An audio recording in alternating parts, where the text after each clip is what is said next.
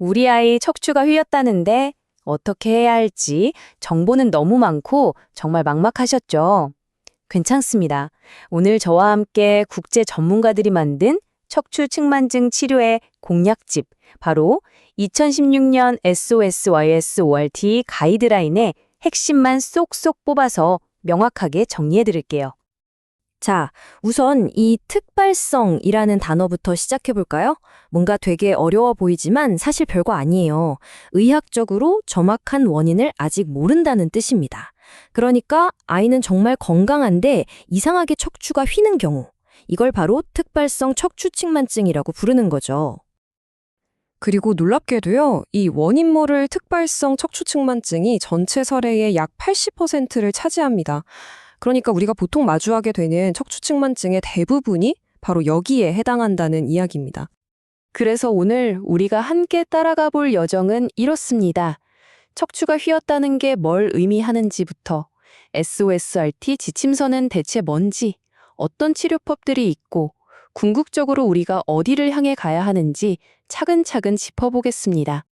좋습니다. 그럼 첫 번째 이야기부터 시작하죠.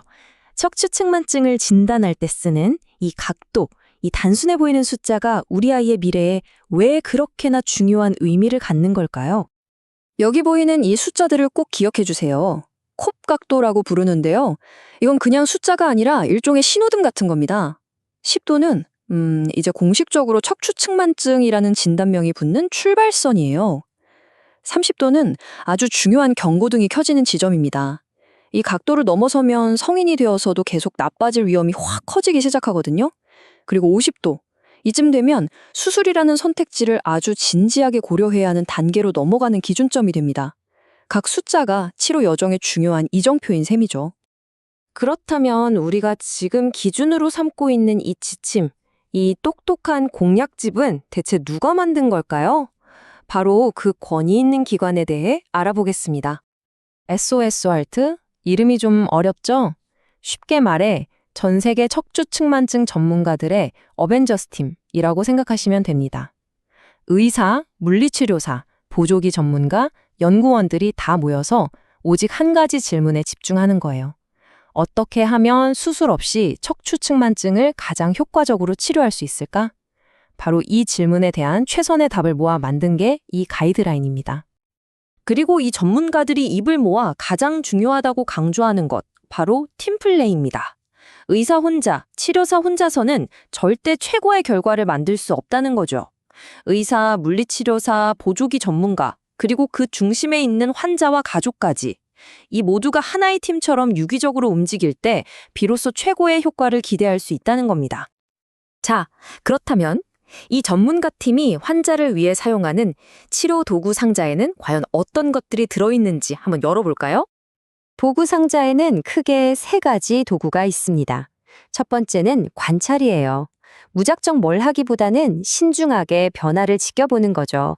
그러다 상태가 더 진행될 것 같으면 두 번째 도구인 특화 운동 치료를 꺼내 들고요. 마지막으로 가장 강력한 도구인 보조기를 사용하게 됩니다. 이 도구들을 쓰는 데는 아주 중요한 원칙이 있어요. 환자의 현재 상태와 앞으로 더 나빠질 위험성을 정말 정밀하게 평가해서 딱 맞는 치료를 선택하는 겁니다. 너무 과한 치료로 아이에게 불필요한 부담을 주지도 않고 또 너무 약한 치료로 효과를 놓치지도 않도록 그 최적의 균형점을 찾는 게 바로 치료의 핵심입니다. 그럼 이제 도구 상자에서 가장 중요하고 또 강력한 도구 중 하나죠. 보조기에 대해 좀 더 깊이 파고들어 보겠습니다. 아마 많은 분들이 제일 궁금해하시는 질문일 거예요. 보조기, 그거 진짜 효과 있나요? 오랫동안 의견이 분분했거든요. 그런데 여기 보이는 BIST라는 대규모 연구가 그 오랜 논쟁에 마침표를 찍었습니다. 결론은 명확해요. 보조기가 척추 만곡이 심해져서 수술까지 가는 걸 막아주는 효과가 있다는 아주 강력한 과학적 증거가 마련된 겁니다. 그리고 이 그래프를 보면 그 효과가 얼마나 확실한지 한눈에 보입니다. 이걸 용량 반응 관계라고 하는데요. 말이 좀 어렵죠. 쉽게 말해서 약을 정해진 양만큼 먹어야 효과가 있듯이 보조기도 똑같다는 거예요. 보세요. 하루에 7시간도 채 안 차면 성공률이 31%에 그치지만 12시간 이상 꾸준히 착용했더니 성공률이 82%까지 치솟죠. 착용 시간이 곧 치료 효과로 직결된다는 걸 보여주는 결정적인 데이터입니다. 자, 보조기 다음으로 중요한 또 하나의 치료 도구, 바로 운동입니다. 그런데 그냥 아무 운동이나 말하는 게 절대 아니에요. 여기서 가장 중요한 키워드는 바로 특화입니다. 우리가 흔히 생각하는 필라테스나 요가, 헬스 같은 일반적인 운동과는 개념 자체가 달라요. 이 PSS3라는 건요, 척추 측면증의 3차원적 변형을 정확히 이해하고 그걸 바로잡기 위해 과학적으로 설계된 전문적인 물리치료 프로그램입니다. SORT 전문가들이 모두 동의하는 PSS의 4가지 핵심 기둥입니다. 첫째, 3차원적으로 틀어진 몸을 스스로 교정하는 법을 배우고, 둘째, 그걸 일상생활 속에서도 유지하도록 훈련하고, 셋째, 교정된 자세를 단단히 지지할 힘을 기르고, 마지막으로 환자 스스로 자기 몸의 상태를 잘 이해하도록 교육하는 것, 이 4가지가 모두 포함되어야 진짜 PSS라고 할 수 있습니다. 솔직히 예전에는 운동으로 흰 척추를 어떻게 잡아 하는 회의적인 시각도 많았어요. 하지만 최신 연구 결과들은 아주 명확하게 보여줍니다. 이 특화 운동 분명히 만곡이 더 나빠지는 걸 늦추는 효과가 있습니다.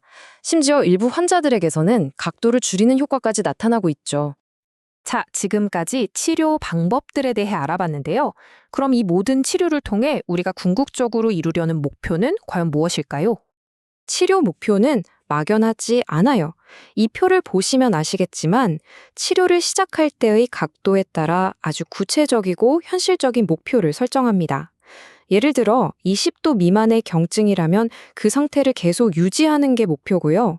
36도가 넘는 중증이라면 수술까지 가지 않도록 45도 미만으로 잘 관리하는 것이 주된 목표가 되는 거죠.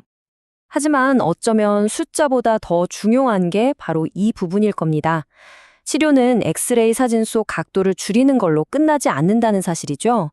겉으로 보이는 자세를 개선하고 삶의 질을 높이고 통증 없이 생활하고 심리적으로 위축되지 않도록 지지하는 것, 그리고 성인이 되어서도 척추가 더 휘지 않도록 예방하는 것, 이 모든 것이 성공적인 치료의 진짜 목표입니다. 결국 환자의 건강하고 행복한 삶 전체를 지켜주는 거죠. 오늘 우리는 척추측만증 치료에 아주 명확하고 신뢰할 수 있는 공략집이 있다는 걸 확인했습니다. 그렇다면 이제 우리가 던져야 할 질문은 이것입니다.